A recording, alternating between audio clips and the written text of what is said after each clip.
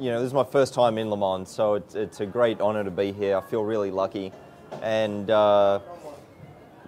today is going to be, first official practice session.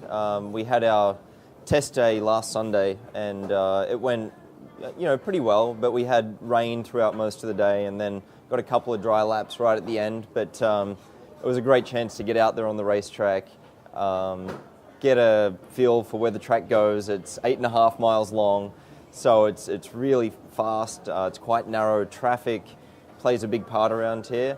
So, it's just interesting. I'm just trying to take it all in and learn as much as I can before we start the race this Saturday.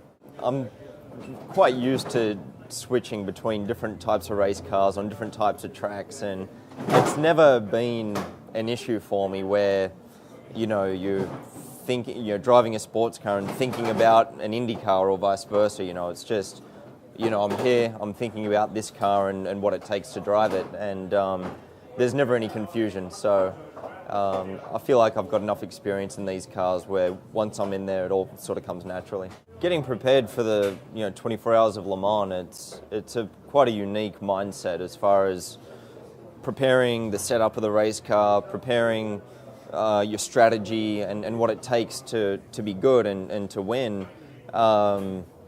It's certainly different to setting up for a 250 lap race at Milwaukee. So, I think you're thinking broader picture. You're thinking about the potential for different weather conditions throughout the 24 hours of the race, how that can play a part, and more about what can take you out rather than what can give you an ultimate lap time.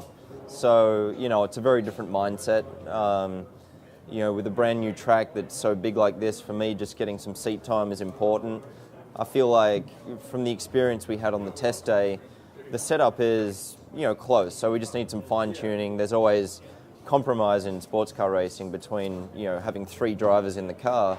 We've all got to keep each other reasonably happy, so it's not about, making it absolutely 100% for me and, screw the other guys kind of thing. So, we just got to think about each other and think about the long-term goals of a 24-hour race, potential for dry running, wet weather, nighttime, sunny in the day, all sorts of conditions. So it's different, and you just got to make sure you have a good solid package. It demands a lot of precision driving in these cars. They do have a lot of downforce. They're a bit heavier than an Indy car, so you're sort of relying on mechanical grip a little bit more than just the pure wings of the car. But still, it's a stiff platform. The driving style is similar to that of an open wheel car. You've got really heavy braking zones, and then, precise turning points. You can't just take the car over big curbs because, it'll really upset it. But they're a bit more forgiving in that we've got traction control on these cars. So, you can maybe dial your setup around having that on the exits a little bit more than not. So, it's a great car to drive though.